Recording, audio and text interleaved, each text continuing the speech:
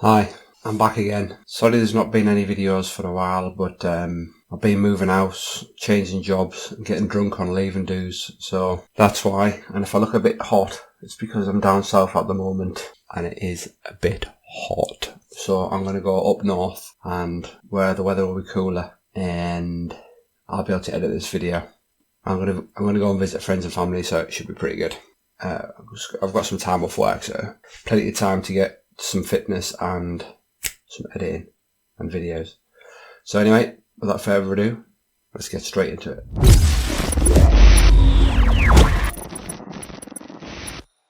So you've already done parts 1, 2, 3 and 4 and 5 and 6 on this course, the 7 Steps to Financial Freedom.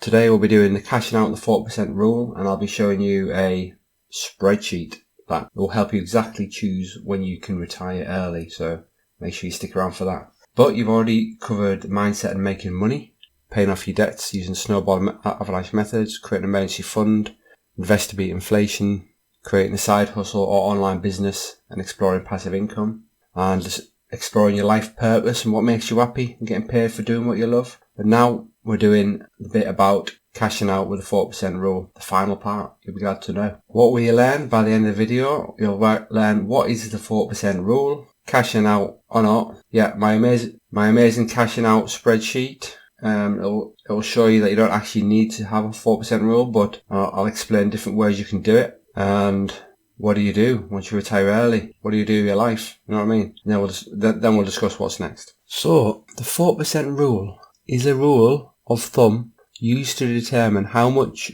a retiree should withdraw from a retirement account each year. This rule seeks to provide a steady income stream to the retiree, whilst also maintaining an account balance that keeps income flowing through the retirement. So basically that just means that once you've saved up and invested enough money, like hundreds of thousands of pounds, 4% of say if you get in like 10% return on investments on average a year, you take 4% out, your investments are still growing, and that 4% is meant to be enough to cover your expenses. So you can imagine if you've got a lot of expenses, you're going to need more than 100,000. You're going to might need like 500,000 or quite a lot. But the spreadsheet will show you how easy it is to do and how long it would take, and how much, like if you were saving a certain amount each year. And now I will show you the spreadsheet. So here it is. This is the spreadsheet. So this is Bob's fire plan. He's age 30 and he gets paid £2,200 per month. His Wi-Fi bill, his phone bill is £15 a month because he's already done parts of the course and he's got it down to, he's got like a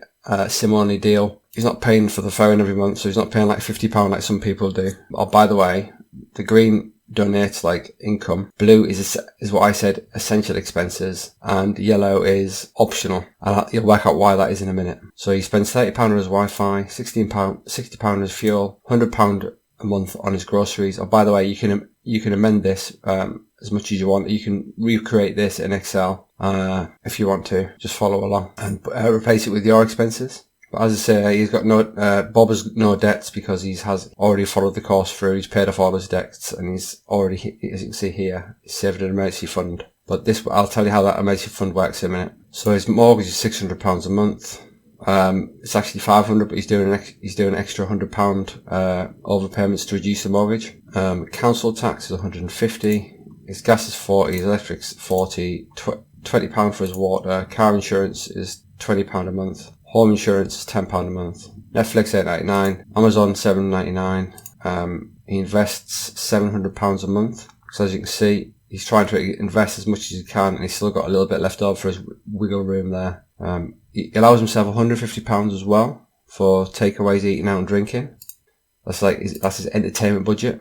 He allows himself £25 a month for clothes. And he wants to save up £120 for holidays and £150 for gifts, like for Christmas for his family and his friends. So as you can see, that leaves him £50, 33 a month left over. And going to this column. So basically he's going to do this from between the ages of 30 and 50.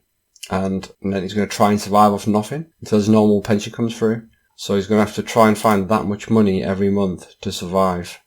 So what I've done is it's a 6-month emergency fund. So he's got his monthly expenses times 6 basically, but that's essential. So if he did lose his job, he would have to sack all of this stuff, stop doing all this and just go into survival mode, just get the things he needs. So that's what the emergency fund does. So he's worked out that he needs £6,510. But this is saying that he's single, he hasn't got a partner, he hasn't got kids and stuff like that. So it might be more for you. He's also trying to put. He's also saved up £1,000 that he started off to put into his investments, and he decided to go for Vanguard S&P 500, which is an index fund on the Vanguard website. Or this bit here where it says monthly emergency fund top amount, just basically means that if you put like an extra 3% of the total, which is basically, I've said that. K2, yeah. K2 divided by 12 times 3%. Basically, that means that even when you get to your target for your emergency fund, you should still like put in a little bit a month just to keep up with inflation. So that was my little calculation to work that out. So every month you should still be putting that in. Now here comes the exciting part. So here he is. He started off in age 30 in 2020. He's already worked out his state pension age is going to be 68 in the UK, and his average age of death is going to be 85. This green box here shows the time while he's going to be working. This whole time here, from the age of 30 to 50, he's going to be working. In here, we've got 1.04, just means 4%. We're estimating that every year, his investments are going to go up by 4%. So, as I said before, he started off with 1,000. You see here, he decided to go for the index fund. There'll be other things you can invest in. It's up to you. You need to do your own research for that. Every year, he puts £700 in a month into his index fund on Vanguard, which is £8,400 a year, and you can do a maximum of £20,000 tax free if you do earn more. So don't worry about that. He's gone for the average amount, and by here this shows you how much it gains by every year, how much percentage. So he started for 1,000. He's put the first lot in. He's got 89%. Then it goes to 48%, 38%. You can see the calculation here. V8 minus V7 divided by 8. V8. Basically showing you how much percentage is going up. The reason the percentage is going down is because this is a percentage gain. So obviously the first gain is getting 8 grand put on top of 1, so that's why it's so big there. But it's getting smaller. So as well as getting that on top of it, he's getting the 4% compound interest. Now we know that it doesn't go by, on average, since the S&P 500 came out, it's gone up 10% per year on average. But I'm going for like kind of like worst case scenario. I'm saying 4%. So basically, as well as this amount going in every year, I've said on average 4% compounded interest. So you can change that. If I change this to 5 now, you'll see all the figures change. Ready? So now he's on 5%. So by the time he's retired, he will have saved, well, he will have invested £294,000 just by saving £700 a month. And if it was without this 5% compounded interest, it would only be that, 169,000. So it's all because he's invested it, and he's getting this over £1,000 more because it's compounded over 20 years. So then he decides to retire. I mean, you don't have to choose to retire at 50. You could be like 20 trying this, and you could try and retire at the age of 40 instead. All depending on what sort of lifestyle you want to live. So this bit here, where it says minus 12,000, this is now showing you basically to this. So now he's retired at age 50. His phone's gone up, his Wi-Fi's gone up because of inflation, yeah. His fuel's gone up, his groceries have gone up, his mortgage is gone because he's paid off his mortgage because of doing overpayments. So he's managed to pay that off before the age of 50, which is really good. Council tax 170's gone up. Gas, electric, it's all gone up. I've already just put it up by a little bit for inflation. Netflix has gone up. Amazon Prime has gone up. Eating out takeaways has gone up. His clothes bill's gone up. Holidays and gift savings has stayed the same. So basically, all this is his outgoings times 12. So we're taking that off every year. So even though that, as you can see, even though that much is coming off every year, he's managing, because he's getting 5% compounded interest, he's only taking 4%. His money's still going up slightly every year. So he's worked out that he needs a 5% compound interest return on his investments to be able to retire after 20 years. So his money's still going up every year. And this column here is the rule. So he is pretty much using the 4% rule. So he knows that he needs a 5% return to have the 4% rule. And this is the formula if you need it. That's the formula for that if you need it. That's the formula for that. I will if there's any interest, I will put this up as a spreadsheet. You can just amend. Just let me know in the comments if there's any interest in this, and I will do it. He's alright, and he gets to a state pension age, and it goes, because his state pension covers some of his expenses, his money that he needs every year goes down. So his money's still going up. So by the time he's died, he's almost got quite a lot of money to pass on to his kids, if he's got any, or his family. But what happens if, for some reason, what if he only gets a 3% return? It's worked out that his money will be going down now. So he's only getting a 3% return, but he's taking that much out, so his money's going down slowly. But as you can see, even though his money's going down, he's still got enough to survive on pretty much past his age of death. He wouldn't actually run out until then if he kept the same sort of standards of life. But as you can see, state pension age, we've actually got a list here of what we'd be spending at the state pension age. So this phone bill's going up again, the Wi-Fi's gone up again, this fuel's gone up. But the thing is, you got to ask yourself, is he going to be driving much at the age of 68? Do you know what I mean? So that could possibly go down. Groceries has gone up, but is he going to be eating as much at the age of 68? Don't know. Mortgage is still not there. Council tax has gone up. Gas has gone up. Electric's gone up. This is all because of inflation. Car insurance, home insurance, Netflix. You don't know if he'll be watching much of this stuff. Will he still be having Amazon Prime by the time he's 68? You don't know. You can probably get rid of some of that. Is he going to be spending £200 a month on takeaways, eating out and drinking? Probably not, I'd imagine. So he's £40 a month. Holiday savings has gone down because he doesn't go on as many holidays anymore, and gift savings still £50 a month. So yeah, so if he was only getting 3% return from his investments, he would eventually run out of money at the age of 94. He'd run out of money, and if he maintained the same sort of standard of living, so to break even, he'd probably need at least a 4%. Let's have a look. There you go. So now he's getting a compounded interest on his investments of 4%, and he's managed to kind of keep it going up very slowly. So as you can see, 4%. But because if you have a stretch of 20 years where the stock market is not doing very good, you might not make this much. But if it does do well, because for instance, during the Great Depression, I think it was a space of over 10 years where the stock market was, where the S&P 500 was going down. I don't know. I've just got the feeling, because we've got all this technology now, and we're kind of in the future.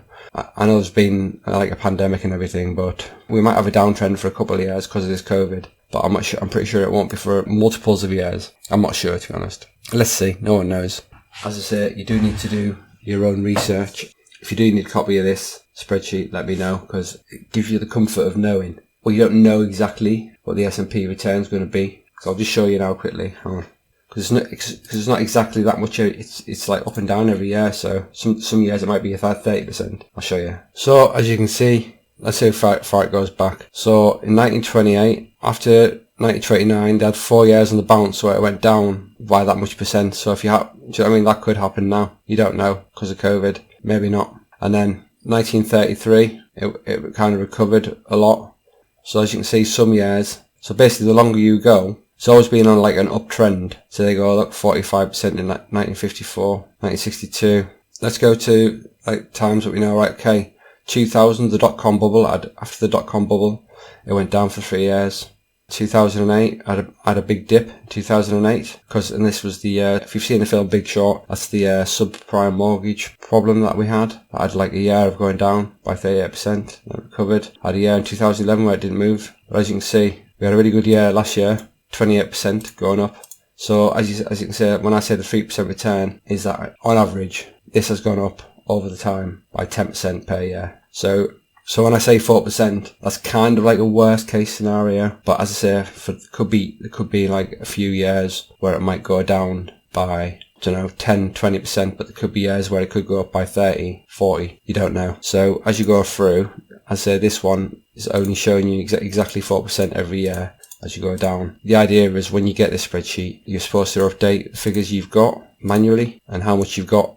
But this is it's kind of like a calculator to guess. It's always best to try and do the worst case scenario. So then if it is better, it's a bonus. Anyway, so that was a spreadsheet. I hope you liked it. I will leave a link. Well, let me know in the comments if you're interested in getting a copy of the spreadsheet, or if you can make your own, just make your own. But yeah, let me know. When you are retiring, what you're going to do, you've got to have an idea of what you want to do in your life. You can't just sit in your chair rocking backwards and forwards. I would suggest visiting friends and family, doing something creative, something that brings value and makes you laugh. And I don't know, it's up to you what you do with your life, but try and do something good. And I'll put here as well, as life progresses, your circumstances will change, and so will what you want to do with your spare time. So that basically means that, like, in 20 years, you could be a completely different person. So just bear that in mind, that as your life changes, you might meet a woman, you might have kids, you might get married, you might get divorced. Between 20 years, I've been married and divorced twice. So, do you know what I mean? You don't know what's going to happen. So my plans, when I retire, I'm probably just going to go for an easier, less stressful life. Maybe get an allotment, get a dog as a dog walker. I don't know yet, but I'll definitely hopefully be mortgage free, retiring early at the age of about 50. But if you can do some sort of life hacking, house hacking to get your expenses down so you can invest more, you should be able to retire even more earlier. So let me know what your plans are down in the comments, what you want to do when you retire and what age you think you might retire at. Congratulations, you can now retire early, and you should have a better idea on how to become FIRE and live your life how you want to live it on your terms. Subscribe and look out for many more of my FIRE videos. Next one's probably going to be about FIRE car. Look in the description for a link for the spreadsheet. Well, I'm not going to put one in unless someone asks me to. I mean, I can do it. It's not hard. But if you want it, just make a comment, say you want it, and I'll put it on there. What you learned today, what is the 4% rule, and you saw me amazing cashing on a spreadsheet. I thought it was amazing anyway, because it kind of gives you the feeling of confidence that you can actually do it when you just see it all in front of you. That's the reason I did it for myself. I've got my own personal one. That was just an example from a made up person called Bob, but obviously if you do it, you can put your own stuff in there, and then you can be confident too. What to do when you retire early, and what's next. Congratulations, you have now completed the 7 Steps to Financial Freedom course. If you've got any comments or anything, just put them down below. Consider subscribing, like the video, share this with one friend or family member. Consider following me on my other social media. I've got Instagram, Twitter and Facebook and Twitch. If you found value and you want to donate, I have got various donation links down below and a Patreon as well. All done. Congratulations. You are now FIRE. I look forward to my next video. Is probably going to be about the FIRE car. Like my car, which I think is quite a FIRE car. I still think you should waste money on like dead expensive cars, really, if you want to become FIRE. I mean, why get like top of the range 60, 70 grand Mercedes when you can just retire early? Thanks so much again for watching, and I will see you in the next one. Bye for now.